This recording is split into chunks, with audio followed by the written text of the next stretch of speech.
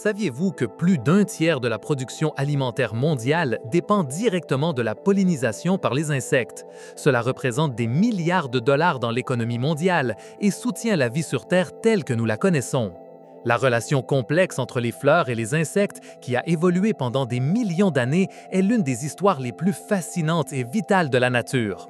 C'est une danse millénaire de survie, d'adaptation et de codépendance, où chaque mouvement d'un insecte sur un pétale a de profondes répercussions sur la biodiversité de la planète. Cette relation n'est pas fortuite, elle est le résultat de la coévolution, un processus par lequel deux espèces ou plus influencent mutuellement leur évolution, développant des adaptations réciproques au fil du temps.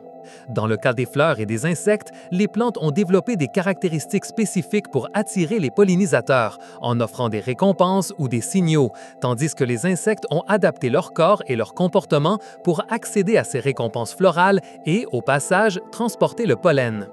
Pensons à un bourdon, avec son corps robuste et poilu, parfaitement conçu pour recueillir et transporter une grande quantité de pollen, ou à une orchidée avec une forme si particulière qu'elle ne permet qu'à un type spécifique d'insecte d'y pénétrer et de la polliniser, ce qui assure une pollinisation très efficace et exclusive. L'histoire de cette danse a commencé il y a environ 100 millions d'années, pendant la période du Crétacé, avec l'apparition et la diversification massive des angiospermes, qui sont les plantes à fleurs. Avant elle, les plantes se reproduisaient principalement par la dispersion du pollen par le vent ou l'eau, des méthodes qui étaient très inefficaces et dépendantes des conditions environnementales. Mais les fleurs ont offert une stratégie reproductive nouvelle et révolutionnaire, utiliser des animaux comme messagers du pollen. Les insectes, qui existaient déjà et étaient abondants à cette période, ont trouvé dans les fleurs une nouvelle et riche source de nourriture, comme le nectar et le pollen. Ce fut une véritable révolution biologique qui a changé le cours de la vie sur Terre, favorisant une explosion de diversité tant chez les plantes que chez les insectes, dans un processus de rétroaction positive qui les a mutuellement façonnés. Depuis lors, les fleurs ont développé une gamme étonnante de stratégies pour capter l'attention de leurs alliés insectes, affinant leurs attributs pour attirer leurs pollinisateurs spécifiques. La couleur est l'un des outils les plus évidents et les plus puissants. Pour nous, une fleur rouge peut être extrêmement frappante, mais pour une abeille, le rouge est souvent indiscernible du vert du feuillage environnant. C'est pourquoi de nombreuses fleurs pollinisées par les abeilles présentent des tons de bleu, de violet ou de jaune. De plus, beaucoup d'entre elles présentent des motifs ultraviolets, invisibles à l'œil humain, mais qui agissent comme de véritables pistes d'atterrissage ou guides de nectar pour ces petits volants, les dirigeant infailliblement vers le pollen et le nectar. Un exemple clair s'observe chez certaines espèces de la famille des astéracées, comme les tournesols, où les guides ultraviolets du disque floral guident les pollinisateurs vers les fleurons fertiles du centre. Le parfum est un autre outil floral de persuasion, extrêmement puissant. Certaines fleurs libèrent des parfums doux et attrayants qui se diffusent dans l'air, attirant les abeilles et les papillons de jour, comme c'est le cas pour le parfum enivrant de la lavande ou du jasmin. D'autres, dans une stratégie beaucoup plus audacieuse et spécifique, comme la Rafflesia arnoldi ou la célèbre fleur cadavre Amorphochallus titanum, émettent des odeurs intenses et pénétrantes qui évoquent la viande en décomposition ou les excréments. Ces odeurs sont conçues pour attirer les mouches charognardes et les coléoptères coprophages, les trompant pour qu'ils y déposent leurs œufs et, par la même occasion, pollinisent la fleur en transférant le pollen adhéré à leur corps. C'est une stratégie d'imitation olfactive extrêmement spécialisée et efficace, un pillage sensoriel qui assure la reproduction de la plante. La forme et la structure de la fleur sont également des caractéristiques cruciales dans cette danse. Les longues fleurs tubulaires, comme celles du tabac ou de certaines espèces d'orchidées tropicales, sont conçues avec une précision millimétrique pour les pollinisateurs dotés de très longues langues ou trompes, comme les papillons sphinx ou, dans des cas spécifiques, les colibris. Ces formes garantissent que seul le pollinisateur approprié peut accéder au nectar à la base du tube, assurant ainsi une pollinisation croisée efficace. D'autre part, les fleurs à plateforme large et ouverte, comme les marguerites ou les carottes sauvages, offrent un accès facile aux insectes plus petits et à pattes courtes, comme les mouches et les coléoptères, qui ne peuvent pas manœuvrer dans des structures complexes. La fleur sabot de Vénus, une orchidée du genre Cypripedium, possède une structure en forme de sac qui piège temporairement l'insecte, le forçant à passer par les organes reproducteurs de la plante pour pouvoir s'échapper, assurant le transfert de pollen avant sa libération. C'est une stratégie d'imitation olfactive extrêmement spécialisée et efficace, un piège sensoriel qui assure la reproduction de la plante. La récompense est le cœur de ce contrat mutualiste, la monnaie d'échange dans cette transaction biologique. Le nectar, une solution sucrée riche en glucides, fournit énergie vitale dont les insectes ont besoin pour voler, se reproduire et vivre. Le pollen, bien qu'il soit le matériel génétique de la plante, est aussi une source incroyablement riche en protéines, lipides, vitamines et minéraux pour de nombreux insectes, essentiels au développement de leurs larves. Certaines fleurs, comme celle de la famille des Malpighiaceae dans les régions tropicales, offrent même des huiles florales spécifiques qui sont récoltées par des abeilles spécialisées du genre Centris pour nourrir leurs larves, démontrant une sophistication de la récompense qui va au-delà du simple nectar ou pollen. Étonnamment, toutes les fleurs n'offrent pas une véritable récompense. Certaines espèces d'orchidées ont perfectionné l'art de la tromperie, une stratégie qui démontre la complexité de la coévolution. Par exemple, l'orchidée abeille, Ophrys apifera, mime la harance physique et l'arôme chimique d'une abeille femelle pour attirer les mâles. Les mâles, croyant trouver une partenaire, tentent de copuler avec la fleur dans un processus appelé pseudocopulation et, sans le savoir, collectent et déposent du pollen. Cette tromperie olfactive et visuelle est si précise que les mâles tombent à plusieurs reprises dans le piège. En Australie, les orchidées marteaux du genre Dracaea imitent la forme et l'odeur des femelles d'une guêpe sans ailes. Les mâles guêpes, en tentant de s'accoupler avec la femelle, rencontrent une articulation qui les balance contre la colonne de l'orchidée où le pollen adhère à leur corps, garantissant la pollinisation. Les insectes, de leur côté, n'ont pas été en reste dans cette course à l'armement. Ils ont développé des adaptations anatomiques et comportementales qui les ont rendus extraordinairement efficaces dans la collecte de nectar et de pollen, se spécialisant souvent dans des types spécifiques de fleurs. Pensons aux papillons et à leurs proboscis, ces longues langues enroulées qui peuvent s'étendre considérablement pour atteindre le nectar dans les fleurs tubulaires les plus profondes, comme celles des lianes du genre Lonicera ou la fleur de chèvrefeuille. Les abeilles, en revanche, ont des langues plus courtes, mais dotées de structures poilues idéales pour lécher et recueillir le nectar des fleurs plus ouvertes et des paniers à pollen sur leurs pattes arrière appelés corbicules, qui sont des structures efficaces pour transporter de grandes quantités de pollen vers la colonie. Leurs sens se sont également aiguisés parallèlement à l'évolution des fleurs. De nombreuses abeilles peuvent voir la lumière ultraviolette, ce qui leur permet de détecter des motifs dans les fleurs que nous ne pouvons pas percevoir, révélant de véritables signaux secrets vers les récompenses. Les papillons de nuit, en contraste, ont des antennes incroyablement sensibles et développées, capables de détecter les fragrances florales à de grandes distances dans l'obscurité de la nuit, les guidant avec précision vers des fleurs pâles ou blanches et très aromatiques, comme celles de la datura ou du lys nocturne, qui exhalent leur parfum au crépuscule, étant guidés par leur odorat hyper développé. Outre l'anatomie, les comportements des insectes sont fascinants et souvent étonnamment spécialisés. Certaines abeilles, comme les abeilles charpentières et certains bourdons, pratiquent une technique de pollinisation connue sous le nom de pollinisation par bourdonnement ou sonication.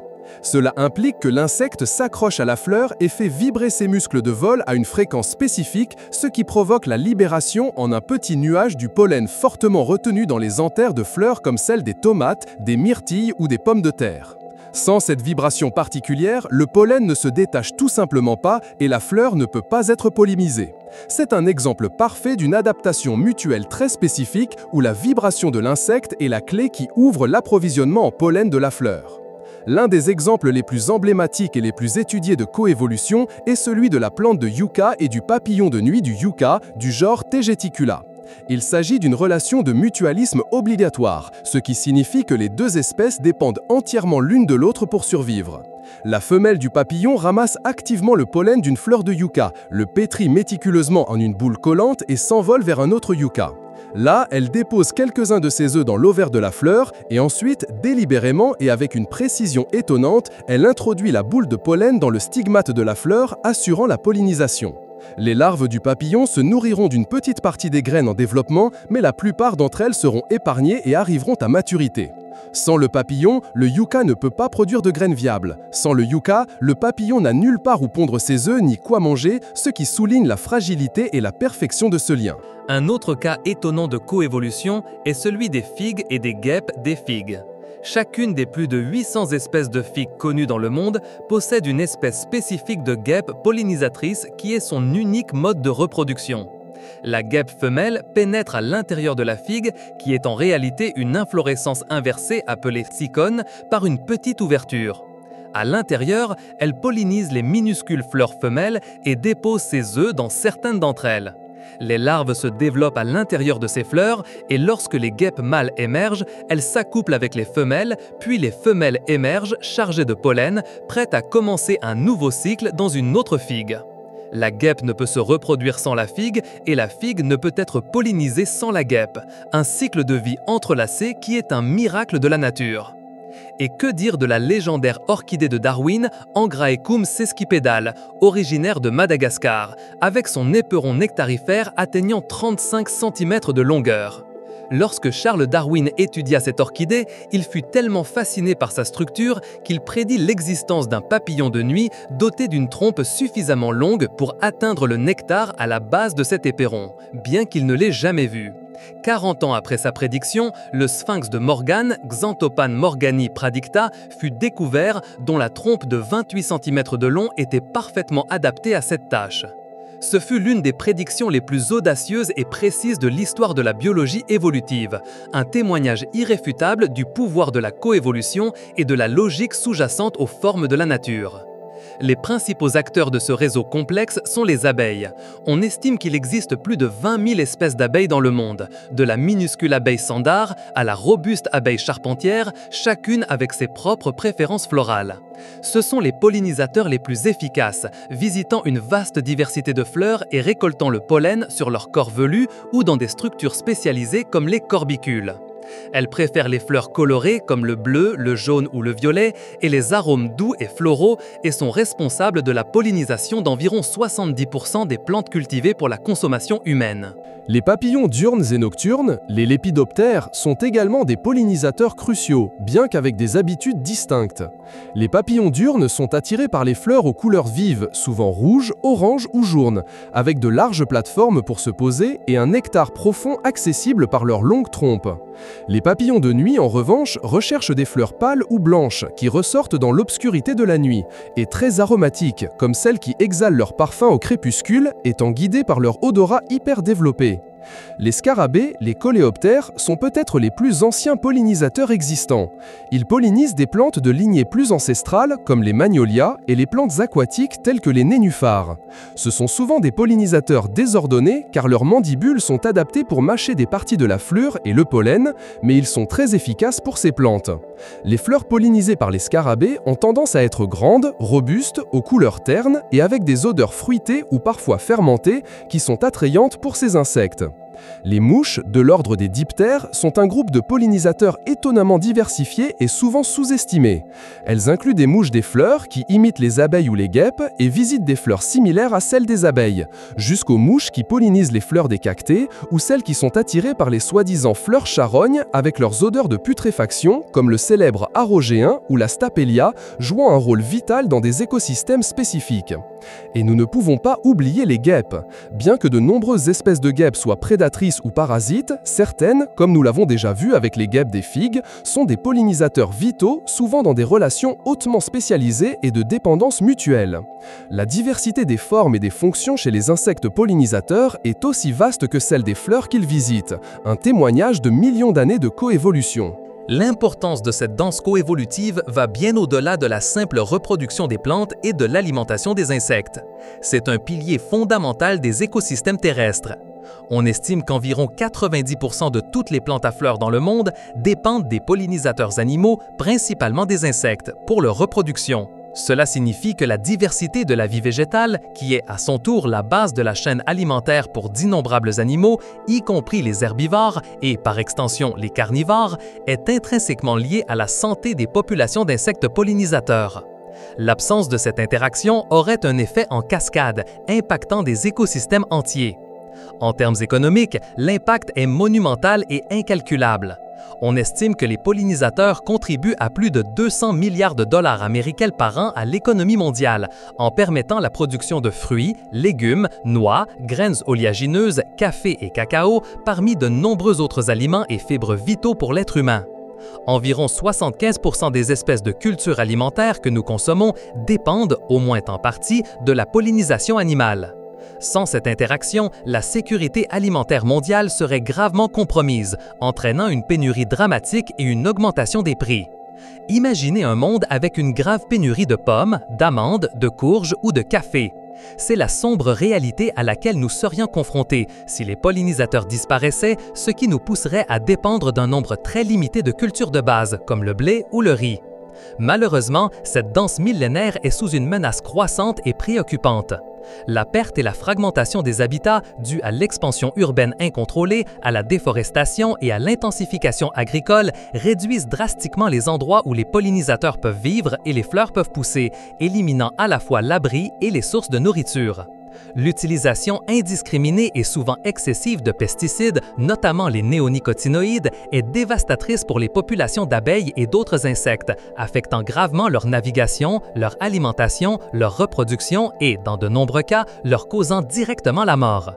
Il a été démontré que ces substances persistent dans l'environnement et affectent le système nerveux des insectes, même à des doses sublétales. Le changement climatique introduit une variable imprévisible et disruptive. Les altérations de la température et des régimes de pluie peuvent désynchroniser l'apparition des fleurs avec l'émergence de leurs pollinisateurs, un phénomène connu sous le nom de désynchronisation phénologique. Si les fleurs fleurissent avant ou après que leur pollinisateur spécifique soit actif, la reproduction est compromise pour les deux parties, interrompant un cycle de millions d'années. Par exemple, dans certaines régions européennes, le réchauffement climatique a provoqué la floraison de certaines orchidées qui dépendent d'une espèce particulière d'abeilles pour la pseudocopulation, avant que les abeilles mâles, dont l'émergence dépend de facteurs saisonniers spécifiques, ne soient prêtes, réduisant drastiquement leur succès reproductif. La propagation de maladies et de parasites, comme l'acarien varroa destructor, qui affecte les abeilles mellifères et les affaiblit progressivement, et l'introduction d'espèces invasives qui concurrencent ou déplacent les espèces natives, ajoutent également une pression significative sur les populations de pollinisateurs. Ces menaces combinées ont entraîné un déclin alarmant. On estime que les populations d'insectes dans le monde diminuent à un rythme alarmant, certaines estimations suggérant une réduction d'environ 1 à 2% par an. C'est un cri d'alarme pour l'avenir de cette codépendance vitale et pour la stabilité de nos écosystèmes. Protéger cette danse n'est pas seulement une question environnementale, c'est une nécessité urgente et inéluctable pour la survie et le bien-être de l'humanité. La conservation des pollinisateurs exige une approche multifacette et coordonnée. Réduire l'utilisation des pesticides, en particulier dans l'agriculture à grande échelle, et promouvoir des pratiques agricoles durables est fondamental. Créer et restaurer des habitats naturels, même dans les zones urbaines, en plantant des fleurs indigènes qui fournissent nourriture et abri tout au long de l'année, est une étape que nous pouvons tous franchir au niveau individuel et communautaire. La recherche scientifique est vitale pour mieux comprendre ces interactions complexes et développer des stratégies de conservation efficaces et fondées sur des preuves. L'éducation publique, qui met en lumière la valeur inestimable de ces petites créatures et des plantes qu'elles pollinisent, est cruciale pour encourager un changement d'attitude et d'action à grande échelle, inspirant les gens à devenir des défenseurs actifs des pollinisateurs. L'histoire de la coévolution entre les insectes et les fleurs nous enseigne que la vie sur Terre est un réseau interconnecté de dépendance mutuelle, où la santé d'une espèce dépend souvent intrinsèquement de la santé d'une autre. C'est un puissant rappel de la profonde interconnexion de la nature et de notre responsabilité collective de préserver son équilibre délicat et vital. Si cette incroyable danse évolutive millénaire vous a captivé, si vous ressentez la fascination pour la sagesse inhérente de la nature et l'importance de la protéger, montrez-le. Je vous invite, explorateurs, à plonger encore plus profondément dans ce vaste univers de la connaissance. Abonnez-vous à la chaîne Explorando pour ne pas manquer nos prochaines expéditions vers les mystères les plus étonnants du monde. Aimez cette vidéo si vous l'avez trouvée aussi révélatrice et essentielle que moi. Laissez un commentaire avec vos pensées ou questions. Votre curiosité enrichit incommensurablement notre communauté. Et le plus important, partagez cette vidéo avec ceux qui, selon vous, ont également besoin de comprendre la merveille et la vulnérabilité de cette relation naturelle complexe. Faisons ensemble que plus de gens valorisent la vie qui foisonne autour de nous et agissent pour la protéger.